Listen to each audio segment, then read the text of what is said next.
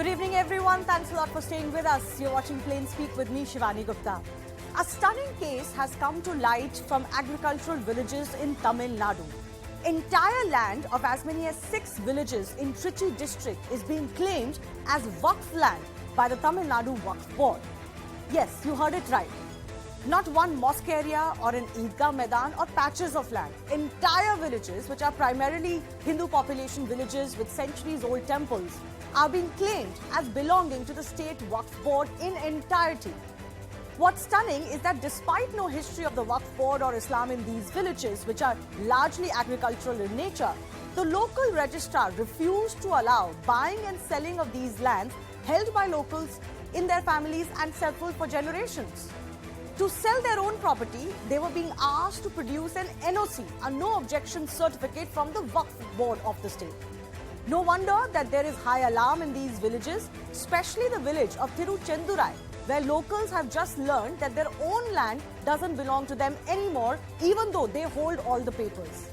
This case blew up when one man, Rajagopal, tried to sell his land and was informed that he needs an NOC. The locals are also planning a protest, we are being told. The Tamil Nadu Higher Education Minister Mahesh Poyamoti has said, he hails from Trichy, has said that a quick resolution will be found. But the larger question is, how can a Waqf board that seemingly has no relation to these villages even claim that the entire land belongs to them?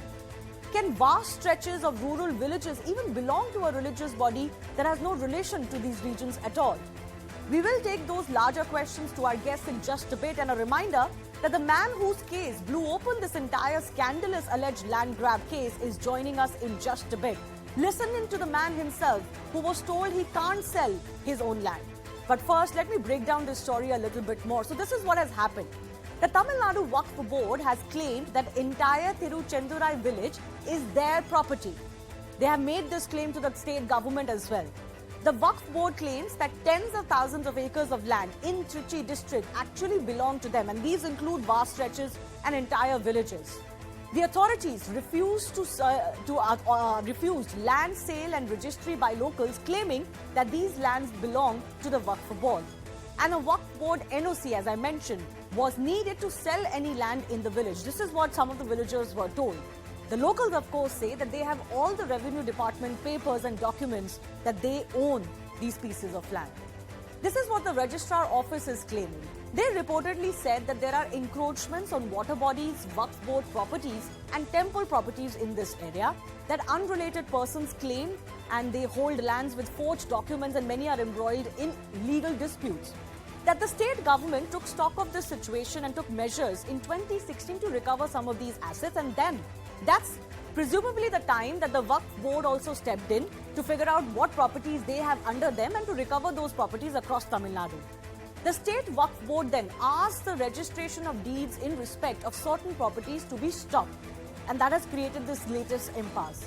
Villages, entire villages including Tiruchendurai and Kalakurichi, are identified as Waqf Board properties. Several local activists and local BJP has now taken up this matter. They are challenging the claim of the Waqf Board, citing the history of the villages that has no connection to the Waqf. In fact, Trichy BJP leader Prakash cited documents and evidences of temples in the village. He says that documents clearly show that one of the temples is almost as old as 1500 years. The temple, in fact, owns 369 acres of land inside and outside this village. So how can the Waqf claim that the land belongs to them without any evidence and without showing any relation to the land? Is the charge that is coming in from the BJP.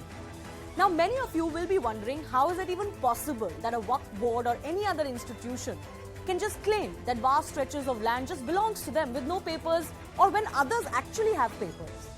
The catch may lie in the Waqf Act of 1995. This act gives singular power to the Waqf boards, which comprise only of Muslims, to deem any land as theirs. In fact, it wouldn't be unfair to say that they are the judge, jury and executioner as per this act. They make an internal assessment of whether a land is theirs or not, and can even show cause someone to ask why their land should not be included as Waqf land. There is in fact a petition in the Supreme Court filed against this act, and these are some of the grounds that have been mentioned. First, of course, is that Waqf is not a word that is even mentioned anywhere in the Constitution and is against secularism and integrity. That this act is arbitrarily enacted and is religion bias that violates Article 1415 because no other such provision exists for any other religion in India. Now here's the kicker. This petition also clearly says that there is no safeguard to other religions to save their properties from inclusion into the Waqf list. It also goes on to say that Waqf Board has been given unbridled powers to register any property as theirs. So the big question that's coming up today, in this case, there's a stunning case of alleged land grabbing that is coming to light. What's really the Thiruchendurai truth? We'll get you more voices of those who belong to Trichy and many more of the locals. First up, here's a report by my colleague Purnima, who travelled to this village and got to know firsthand from the villagers what plight they're facing.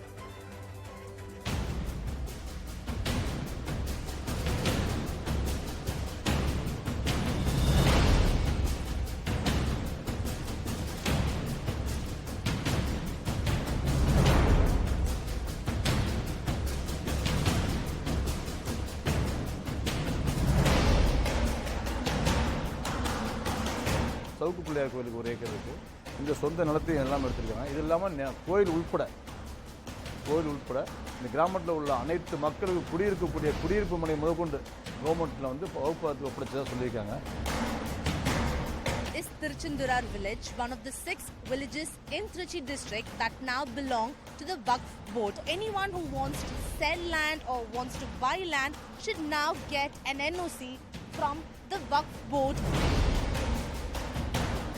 Villagers here have been raising that they got documents proving that they bought these land parcels, these farmlands, and they have been here for the last 4 to 5 decades. And why should now the registrars say that their land now belongs to the Waqf Board? कम से कम 7,000 घर है. मैं क्या बोल रहा है, पूरा भी मिला के कम से कम 16-17 एकड़ है. ये 16-17 एकड़ भी ये वक्त का है बोल के बोल रहे हैं.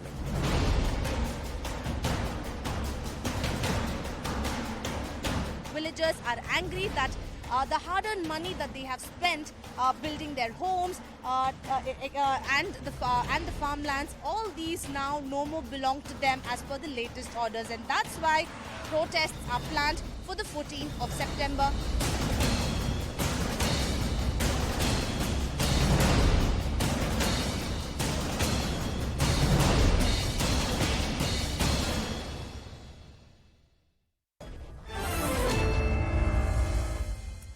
First up, Rajagopal, who belongs to the Mulikarupur village, owning agricultural land in Thiruchendurai. The village in question is actually joining us. I spoke to him earlier to talk about his ordeal, and my colleague Purnima was with him translating. So I began by asking him, what happened when you went to sell your land?